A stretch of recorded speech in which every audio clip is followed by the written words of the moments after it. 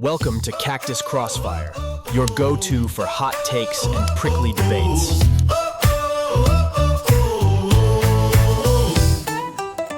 Welcome back, everybody, to Cactus Crossfire. I'm your host, Sisto, Abeyta, always here in the great land of enchantment. Eddie, where are you at? Oh, there you are. I'm in the land of enchantment. I flew in today, Sisto. I got in a little bit early, and I found... And I challenged myself, hey, I'm coming into studio. Sisto and I are going to do our podcast together. The Crossfire is live in Albuquerque. You know, right here in Albuquerque at our studios here in Albuquerque with our producer, Mandi, in the corner, egging us both on because, you know, it was funny when you came in. This is the first time you've met Mandi. And she was surprised at how tall you are because seeing you on a Zoom screen, I guess, for so long that we've seen you, she didn't realize how tight. I use the wide angle. Is that what it is? Some of my other screens. You're using the wide angle. You this way. Yeah. But Sisto, so I landed. I got my car, and the first thing I did is like, okay, where should I get lunch? And everything is saying you need to go to Abeyta's Bernadillo. And I went there and I said, give me the spiciest thing you can give me because I'm about to start a podcast for an hour and a half with my buddy. So this is, we'll see if I last. I don't know if you'll last. The last time you were here in New Mexico, I think I gave you your daily supplement of all the chili that you were going to need for a couple of days. And I don't think you left here feeling too good once you got out because that stomach was not used to that Well, the heat. goal is once a month. If I can get into it once a month, then I'll be good. Well, good. I mean, welcome in, Eddie. Thank you so much for joining us in studio today. We're excited about what we're going to be doing and talking about today. The podcast is, you know, we're going to be diving deep into two of the most challenging conversations in politics right now, masculinity in politics, and we're going to be talking about one of yours and my heroes, Rahm Emanuel, and his no filter critique of our educational system in America. Which, let's be honest, that's sort of the same issue, masculinity in politics, because Rahm sort of embodies that for the Democrat Party because it's been gone for a long time. But I divert from what we were going towards. You know, and you know, you're hitting it right on the head. You know, Rahm Emanuel, folks that don't know, former congressman from Chicago, former mayor of Chicago, former U.S. ambassador to Japan, former chief of staff to the Obama administration, one of the architects of some of the takeovers that happened in the House years back, and a stalwart of Chicago politics. And you know, here in New Mexico, we have a warm place for Chicago politicians because you know the old adage goes, you know, you go to Chicago to get your bachelor's, you go to Louisiana to get your master's, and you come to New Mexico to get your PhD in politics. So that's kind of how the line goes. But let's jump right into it. So you and I came across an interview on PBS with Rahm Emanuel, where he was talking specifically about education, something that both you is near and dear to both of us. You know, I served as an analyst for Senate education here in New Mexico. You worked with education for years as a state senator and as a part of the cabinet in Nevada. That's right. So, you know, let's take a look at this interview and see what we got going on. As we're setting this up, he sort of titled this on PBS, right? The Democrats weak and woke. Yeah. Right. And so there's something that's to what he's about to talk about. Okay, so let's get into it. I don't want to hear another word about the bathroom. You better start focusing on the classroom. I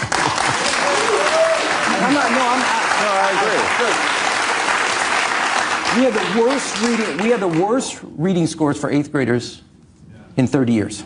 And nobody, not a governor, not a mayor, not a president, not a secretary of education is talking about it. We're all wrapped up. Look, in 7th grade, if I known that I could have said the word they and got in the girls' bathroom, I would have done it.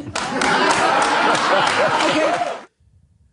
Well, I would say that Mr. Rahm Emanuel is kicking off his 2028 presidential campaign. What do you think? You know, he really is. I mean, he's putting himself out there as, and I think what he's doing is, I'm not too sure that he's actually going to run, but I think that he's setting the narrative for all the candidates who want to get out there. Yeah. I think that what he's doing is that he's saying, these are the things that we should be running on. These are the things that we should be talking about.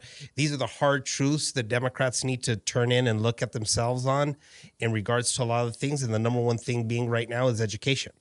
You know, you and I see tons of polls all the time, and, you know, it's crime, education, the economy. Those are the top three somewhere, and they fluctuate depending on where things are in the world at the time, but those are the big three.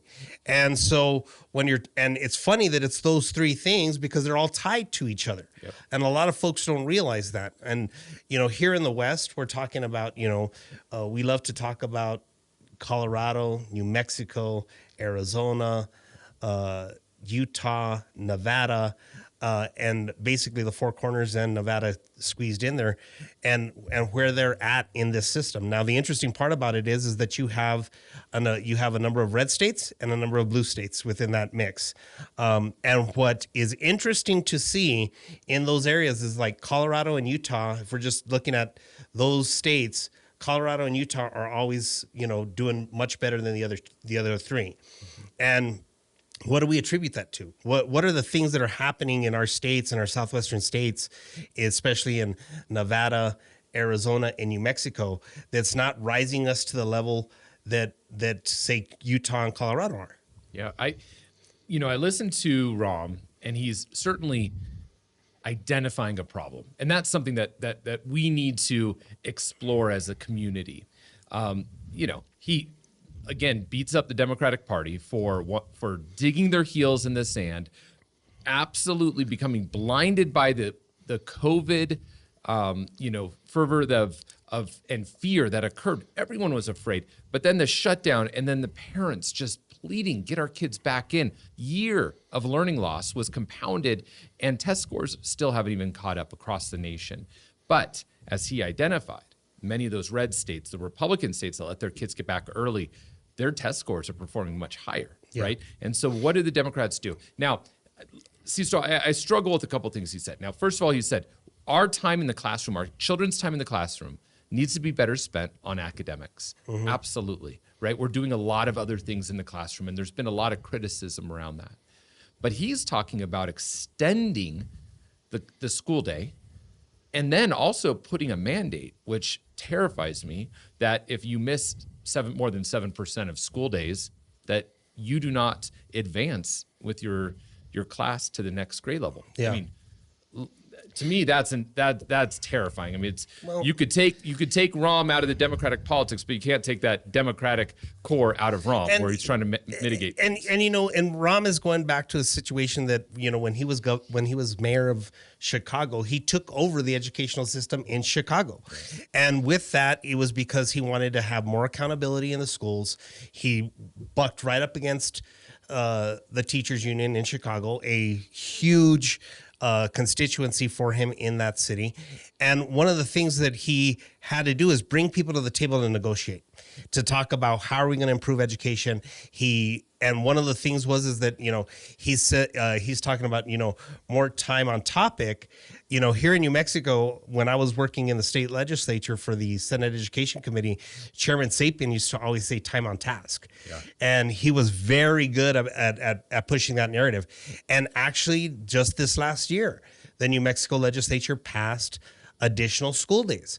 And what ended up happening was that then there was pushback, not from a lot of, there was some pushback from educators, but there was also pushback from school districts. Okay, school districts that are in small rural pockets of New Mexico, trying to figure out how do we extend our school day? Will we have the staff? Will we have the infrastructure to do that extra time on task? Yeah. And we have adjusted for that. New Mexico is really interesting that we have the state equalization guarantee where, you know, every single student is guaranteed, you know, a certain amount per student.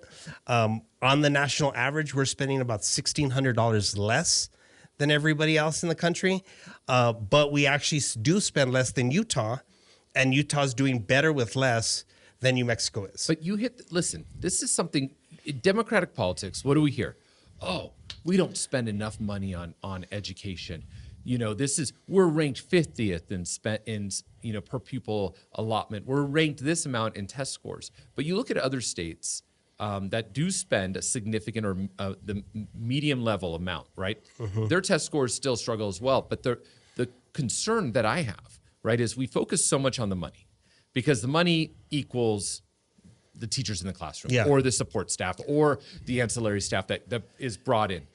But we're forgetting, I think, some key principles about education that we used to be tied to.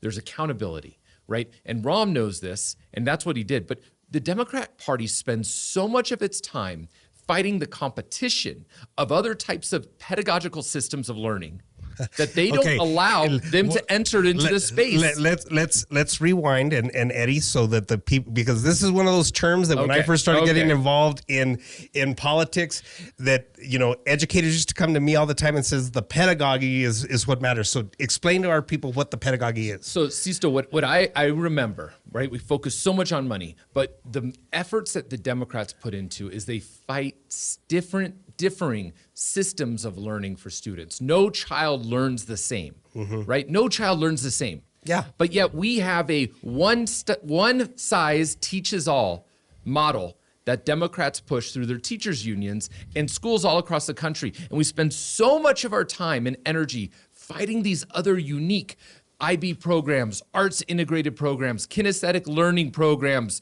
spatial awareness, whether it's homeschooling or a hybrid model. There's so many unique learning styles and teaching styles, but yet Democrats draw this ridiculous line in the sand where they fight everything else because it's all about the teachers union in public schools. But this is where I used to have numerous conversations with union members that would come into our offices to talk about education. The first thing, and they would always bring somebody from the National NEA or the National AFT to come in and talk to me about, this is what we think the pedagogy, which is the system which educators teach our kids, it needs to be this, or we need to have more, you want us to have more time on task. We need more time outside of the classroom to have training and blah, blah, blah, blah, blah. And we would go up and down on that. And then one of the things that I would always ask these folks that come in out of state is, how familiar are you with how we fund education in New Mexico? And they never could explain it to me. And when you don't understand how things are funded, and you don't understand how we get to those spaces. I mean, last week in our last podcast, I told everybody to go out and look at 40 Years of the New Mexico Legislature by David Abbey.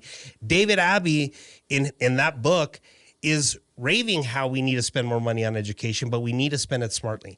And, New Mexico, Colorado, Utah, Arizona, they all have different systems of education. Now, it was interesting to me in preparing for this segment is that we had a number of states that the two states that were having the hardest problem with education, Arizona, New Mexico, and then Nevada somewhere in there. Each one of those, either the public elects the Secretary of Education, or the two other ones are appointed either by a board or by the governor. And Colorado and Utah, they have educational boards made up of elected officials from across their state that then hire a state superintendent of education. That's what we had in New Mexico at one time. Yep. Going back now 20 years. And when we had that system, one of the things that we were able to do is we were able to integrate policies that fit the state. And that's where I think when we're talking, and the demographic information that we're looking at, one of the big reasons why Arizona and Colorado are so great in education, they have their parents have great economies. Yeah. There's a small, it's not that there's not any poverty in those states, but there's a smaller level of poverty. And when you're not addressing those concerns too, in regards to the economy, then guess what ends up happening? We're not meeting our students at where they're at. And we're not addressing the problems that we need to be addressing in the classroom. So there needs to, Rahm's not wrong. He's calling for massive overhaul of education in America. But the thing that I would warn Rahm is this, and this is where the Republicans aren't wrong. States need to build their own educational systems for each of their states. Now, we got to have a core, guideline for a lot of folks, a core initiative, 7%. Okay, let's take a look at 7%. What does 7% look like in major urban areas as it does in rural areas? You know, because maybe sometimes those kids don't show up to school because the bus didn't pick them up that day because it broke down and it's an hour-and-a-half drive back into school and into the district. So we've got to kind of take a step back. God, I love Ram. At least he's bringing the conversation together. He brought it here to Cactus Crossfire. Yes, here we are did. being able to talk about it. But, you know, and then the other part of this is like, who's in the classroom? Yeah. Right?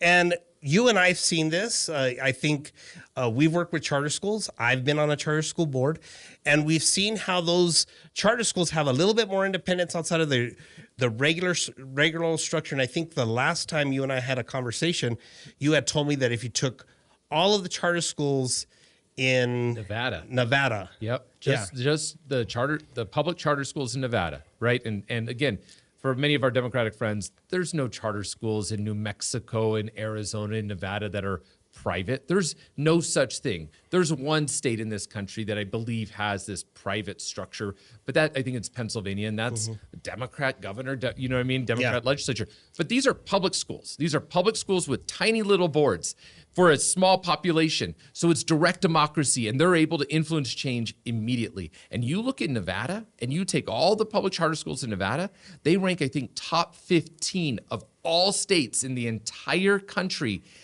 And here's the kicker. They're getting the exact same per pupil allotment as our traditional public schools in Nevada, which is like the 49th or 50th in terms of funding. But they're actually receiving 25% less because some of that money has to go to facility issues, which all the traditional districts get that from taxpayer property taxes in their local districts. So they're actually doing way more with less. They have better results, better deliverables. And again, I fight many of the teachers' unions on this. The demographics are identical to public traditional districts. Student demographics are the same. So they can't use this argument that it's the suburban, rich, white kids that's driving test scores, because it's not. The demographics are the same in Nevada. And as a result, there is proof in the pudding that if you use an intentional system of education, right, with a small direct democracy within that community to help influence change with strong pedagogy, you can do it, regardless of the amount of money you have. Yeah, and those stories are the stories we hear about Democrats coming to the table with a solution to not go to vouchers, right? To allow for the public schools, for private schools. And a lot of the times when you hear, people from educators, it's like if you give money to, private schools, that's taking more money out of the public schools. And I want to see those private schools deal with the kids that we have that have, the developmental issues and special education issues and that are needing, individual education plans, IEPs.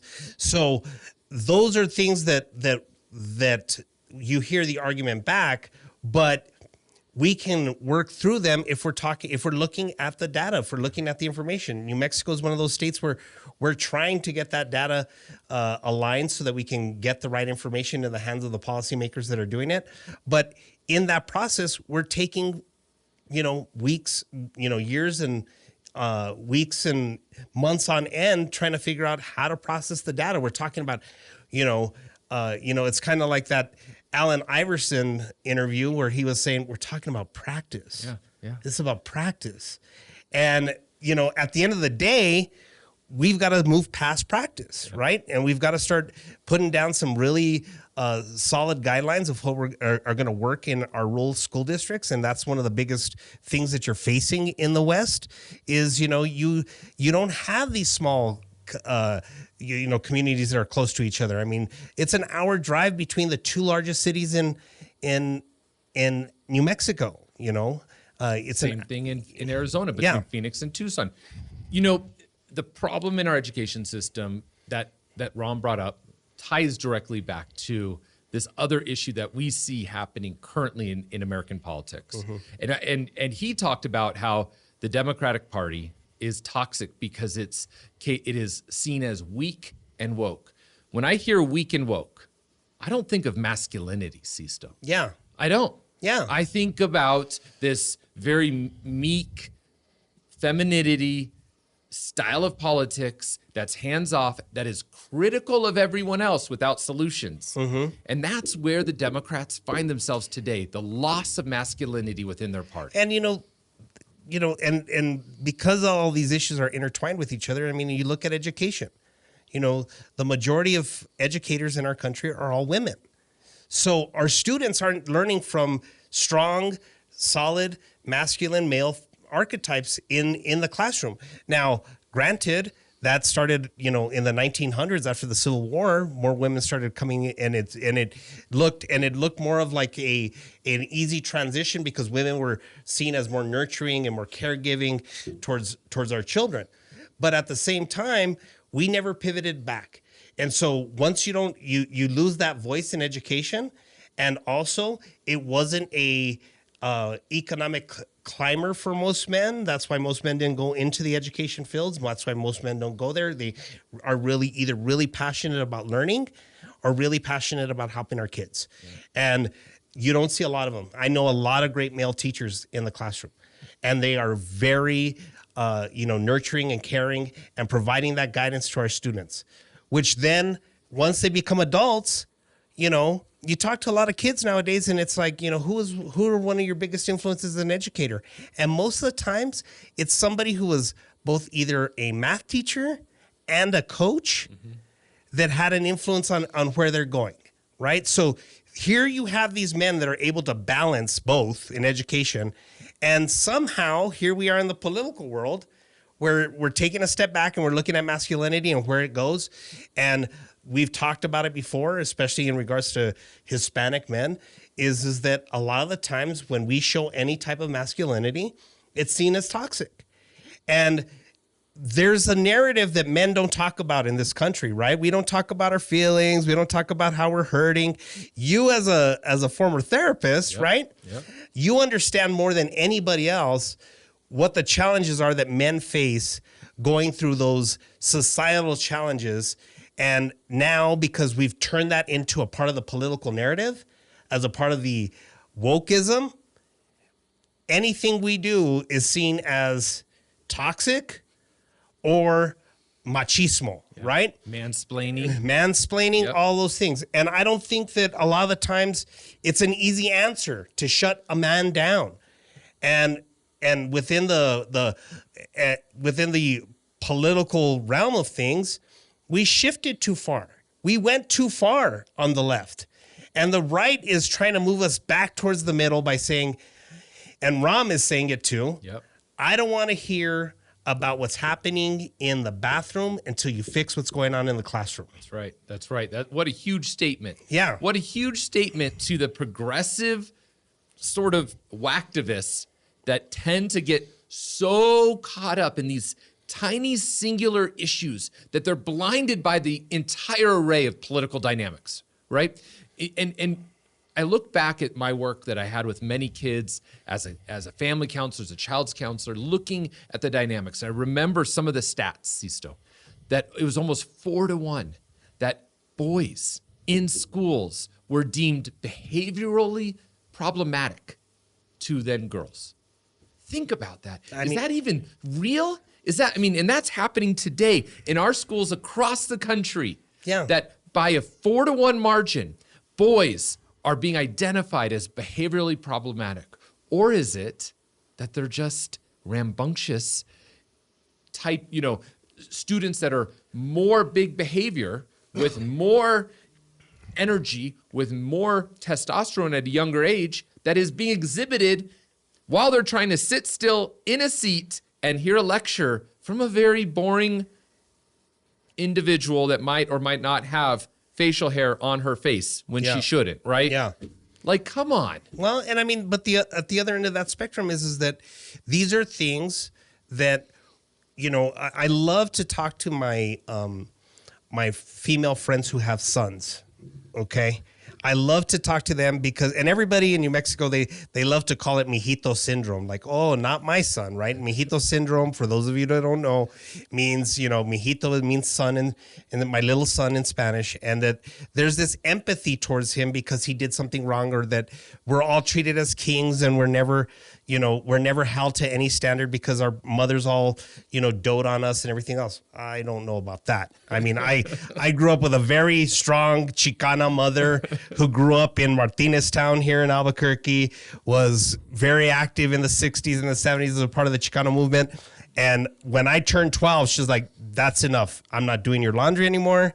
You need to learn how to do your own laundry. You want tortillas, you got to learn how to do it yourself. I had a great mom, okay? Does everybody have that? No. And that's part of this whole dynamic that we're talking about. And we're talking about family structures and we're talking about those influences that are there. But my mom was also an educator, right? She was an EA. She was in the classroom. And so she was the first one to stand up and notice when, they're diagnosing that one little student because he's, having those little anxiety moments that you have as you're a young man getting your injection of extra hormones. My mom was the first one to stand up for the boys. Yeah. And, and that got lost somewhere in this political dynamic.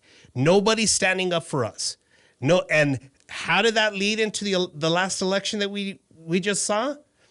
The total number of Hispanic male voters that voted for the Democratic Party went down.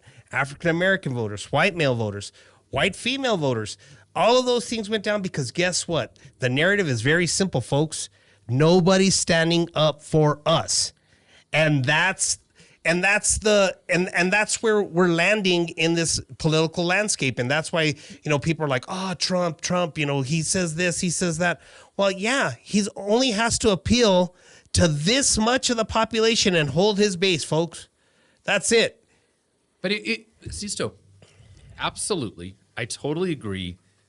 What is driving me crazy is that for the past 8 years, the party has seen this. We had a hashtag #MeToo movement. Mm-hmm. And you know what? Those disgusting predators that use their position of power to prey on women, right? They should be held accountable. And it started with many of those in the entertainment industry, right? Yep. But it spiraled truly into this position that Democrats held men in the Democratic Party to a standard that Republicans didn't hold men to. And we're not talking about assault or aggression. We're talking about infidelities, things that happened in the Democrat Party in the 1990s, right? That the Democrats stood up and supported. Yeah. But now somehow the Democrat Party, ironically, not the Christian moral majority, but a very moral, woke moral majority, right? Yeah. In 2025, where they're holding these men accountable to these standards that the Republicans are not. Mm-hmm. And moreover, every primary across the country, you see groups like Emerge, right? Emily's List, right? List. These programs designed to get Democrat women into politics, which they did a great job. But I remember I applied to the Planned Parenthood when I was running for office, Sisto. Mm-hmm. And I remember there was a female in my primary, two females in my primary. And I said, listen, I stand and I believe in a woman's right to choose. And I still do. Absolutely, 100%. To me, that is a core value, that women should have the right to choose. In many situations, there is no choice, right? Yeah. But I applied for their endorsement in my race. And I showed all the things on why I was a great candidate. And I remember the woman said, Eddie, because you're not a woman, you don't understand these issues. And you can't represent us on these issues, and we're not endorsing you. So, of course, I remember that. I get elected, and now I'm in the legislature. Yep. And for a while, they did this, let's ratify the ERA, the Equal Rights Amendment, right, on women voting. It's a practice, but we haven't ratified it through the states, and those that are interested in the constitutionality of it, you need 35 states to ratify it. So not a single woman in the Arizona legislature decided to sponsor that piece of legislation that year. Yeah. So I did. And I remember I went to a district meeting and got chastised because I, as a man, a white man, sponsored a piece of legislation that I shouldn't have apparently, because we are so obsessed with identity politics in the Democratic Party. It's getting out of control. You know, and it's been interesting to me to watch that dynamic because, you know, I was a candidate for the state house. I went to Planned Parenthood to ask for their endorsement. I went to the LGBTQ plus community to ask for their endorsement. I worked on campaigns subsequently to that, working across the aisle with a lot of those people on those issues. And you're not wrong. I mean, you talk to their government affairs directors and their political directors, and they tell you, if you're in a race against a woman, we're not going to support you because you're not the woman. Unless, well, they won't support you if you're a Republican woman. Okay, let's get that. The line. There's a line. There's the line. So, you know, but at the end of the day, you know, folks are looking at the Democratic Party in this, and I mean, you know, this last election, I've talked about it on the last podcast. I'll talk about it again. I'm getting calls the day after the election. How come Hispanic men turned against Harris, right? But, and what I couldn't help but point out to them is you brought up a couple of the organizations, Emerge, Planned Parenthood, all these different organizations. Over the last couple of years, because these men didn't align with them 100% on all of their issues, they targeted them with either minority women or women in general and ran against them. And predominantly, and maybe it's because, you know, New Mexico is a Hispanic minority state, and that'll be their excuse, they targeted Hispanic men. Mm-hmm. And so I was beginning to wonder, what is it like to be a 18 to 25-year-old first-time voter just trying to learn about the election, and they've contacted me and they found out that I'm going to go vote, and I'm constantly getting these mailers that say that Senator Sanchez is anti-woman, Senator Sanchez is this, Senator Sanchez is that, Senator Sanchez, don't vote for the man. Did that give a little bit of a backlash to what we saw in the last election? Maybe. Not maybe. The stats tell us it did, right? Right? The data told us it did. When we go to the polls, when we look and you see from within I think it was one whole election cycle, Sisto, 10% drop in Democrat performance amongst Latino Hispanic men, African American Black men, white, regardless of college educated. The drop is astounding. Yeah. And if that doesn't scare every Democrat in this entire country to death, I don't know what does, because it shows us that let's open the playbook, Sisto. Yeah. What was the other side doing? Well, here you have Tucker Carlson coming out, right? You have Joe Rogan, right? All in. You have these voices within the male community that talk about what masculinity is. Yeah. And I wouldn't say they're particularly, Tucker Carlson's probably more more political than the others. But Joe Rogan, you know, WWE guy, the all in these political and business minded guys, Andrew Huberman, a medical doctor, all of them are talking about what it means to be a man in society. And the listening power and the follows are through the roof on all of those various podcasts and thinkers across the nation. Why? Because men are searching for someone to say, it's okay, of course, not to be aggressive or a jackass, but it's okay to be a man. Yeah. And I mean, and the Democrats are so concerned about this, they spent $20 million to put together a study about learning how to speak to men. Oh, jeez. $20 million. Jeez. I mean, $20 million in the Democratic Party when we're trying to win back Congress and we're trying to win back all of these seats for you guys to learn how to talk to us. I will tell you the same thing I've told a number of my clients over the years about talking to Hispanic men. I don't need you to come and tell them what they need to be told or for you to have answers. I would just like for you to sit down with them and listen. Yeah. But in those conversations, I often told my female candidates who I worked with, guess what?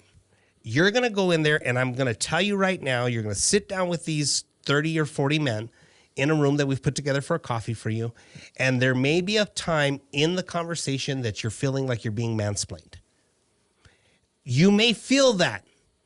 And I'm going to ask you to please fight your instinct to think that it's that.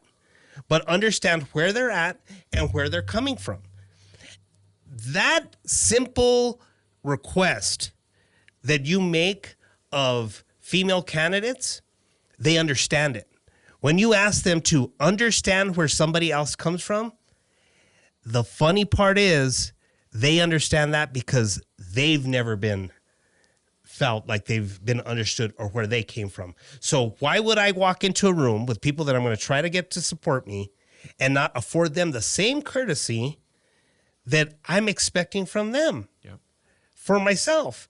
And it's not so much of the time that we're talking about, that everybody has to buy into the machismo narrative. And do we all say things that sometimes are, locker room talk? And yes, it happened. But did it change how we're going to work with our female counterparts to get to better educations for our kids, to get to a better economy for all of us? Hispanic men, a lot of folks don't realize that a lot of the times when we're talking, and I'm happy that Eddie's in house, because after this, I'm going to make him sit me down and we're going to have a session just for me because this is stressful. But the great part about it is we have, you understand this, is that Hispanic men are the breadwinners in their families, right? They don't understand the stress of, hey, my daughter's 13. She started dating a boy. It could get real serious and she could end up, start having sex with this guy and she could get pregnant and all of these things that run through a dad's head. I remember being very young and my one of my cousins getting pregnant at a young age. She was a teenage mother. And my dad screaming through the entire house, well, so-and-so's pregnant. And you guys better never come home with no kids, and you guys better not be getting anybody pregnant, and da-da-da-da. But he made the announcement he didn't pull my sister aside and just talk to her. He pulled us both aside and talked to us both. Yeah.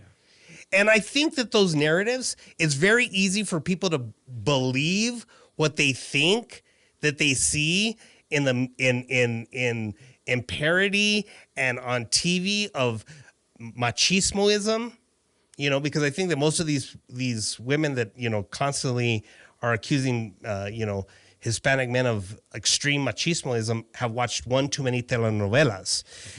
Because at the end of the day, those guys are nowhere near the people that I grew up with. No. They're an inflated version of that ego. But also, it happened in daytime TV, Days of Our Lives, Young and the Restless, all stories that my mom watched, but it's super popular. It was super popular. And guess what?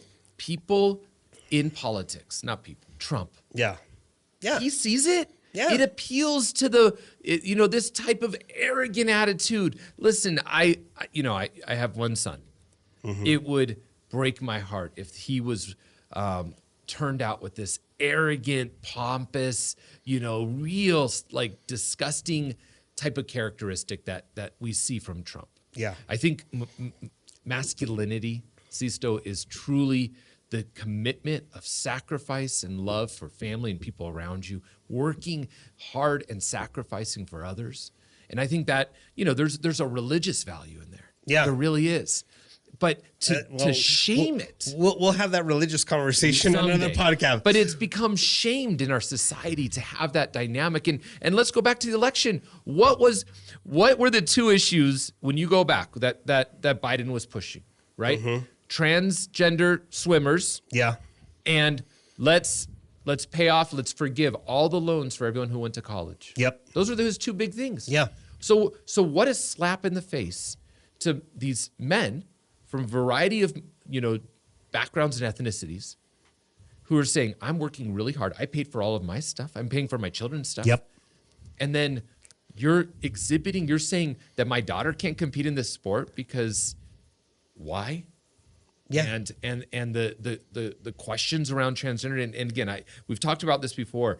I have a sensitivity to individuals that are belittled or demeaned because they're transgender. But I also think there's a time and place for an argument around competition in sports. Yeah. And that certainly wasn't that time. Yeah. And I mean, I think that that's where we just shut out hearing those concerns, hearing that concern of a father of his daughters competing against somebody who has a slight advantage because of their gender identity, right? And, you know, and that was something that they kind of just like, oh, you're just misogynistic, you don't understand. And you're right, he didn't understand because his job is to protect his child, right? That's the job that most women out there, when they find a partner, they have children with them, they want the husband to protect them and their kids. And suddenly that becomes toxic, right? That becomes absolutely toxic. That becomes something that we can't go into. But I mean, at the same time, we're seeing in these younger voters, right, that they're identifying with that. They're hearing that message and they're feeling like maybe somebody's not hearing to them. So is this going to be a generational shift? Or is this going to be something that, because we talked about it between, you know, the boomers, Gen X, millennials and Gen Z, and millennials and Gen Z, those millennial Gen Z and millennials men are starting to say, wait a minute, I don't, because I mean, these are the kids that grew up all getting a ribbon, brother. I mean, and they're the ones saying, we didn't like that. No. Right? We didn't like that we all got a trophy. I wanted to feel like I fought for my win, right? Yep. And in that, I'm being told that if I'm competitive and that if I'm aggressive, that I'm going to be put on an IEP because I showed a little bit too much, as you were talking about earlier. Yeah, it is a systematic problem across this country, and Sisto, you and I can't solve it today. I wish we can, but you know, we look at our party. Both of us came from the Democratic, machines, and we look and we see what is happening. Rahm Emanuel sees what's happening. We talked about this last podcast. Gavin Newsom sees what's happening. Now, again, we're not endorsing any of these candidates, but they are stepping into a position where they're saying it's about time for. And I mean, and right now you had Vice President Harris very clearly go on the Stephen Colbert Show and say that she was not going to be seeking the governorship in California. She wasn't going to be putting herself back into the public eye for a while, and she felt like it was time for her to take a step back. And that's statesmanship. Yep. Right?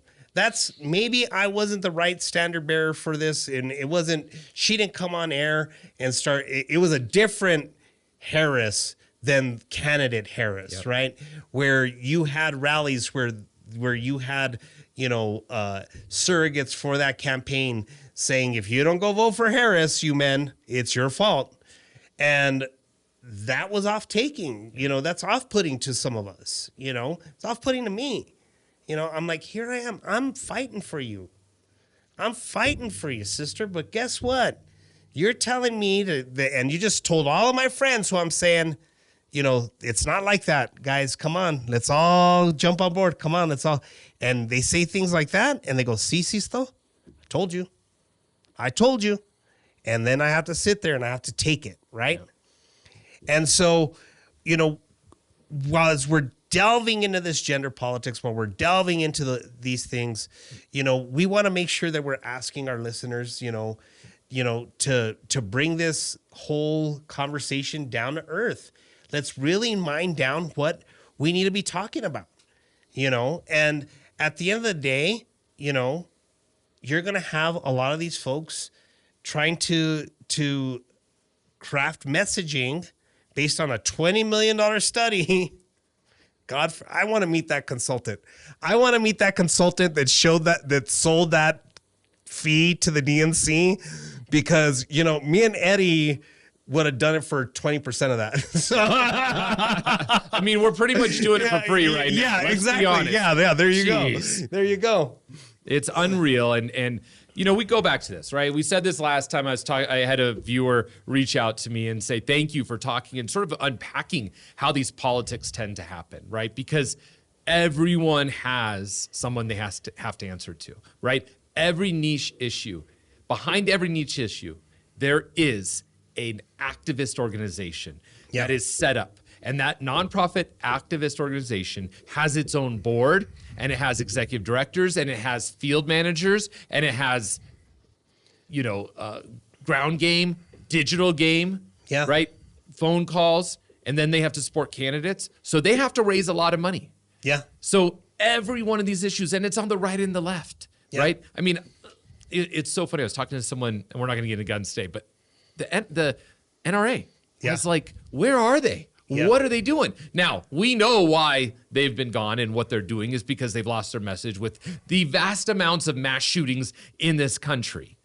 But that's an organization, and just like all other organizations, they raise money for their end cause. So we want to hear from you. We want to hear more about what you're interested in these issues. I mean, the concept around talking about masculinity and what it is to be a man, and a man in democratic politics. And that juxtaposition with femininity, which is great. Listen, we support many female candidates. I mean, most of our candidates are female candidates, to be honest. I know. But we work with so many individuals, and the goal is the right person for the job. Yeah, right. And That's what it comes down to. And that's you and I are two very long-term Democratic consultants in our respective states.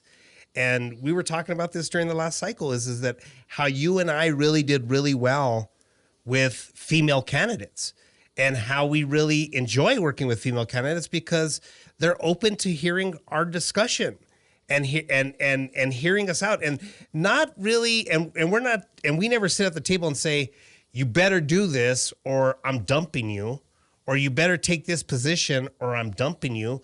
We come to the table a lot of the times with our female clients and we say, what is it you want to talk about? How can we put your narrative that you want to talk about into these three buckets that we want you to talk about, and frame it in a way that helps you become comfortable on the campaign stump. And we are much more nurturing towards our female candidates than we are towards, a lot of the times, I think, towards our male candidates.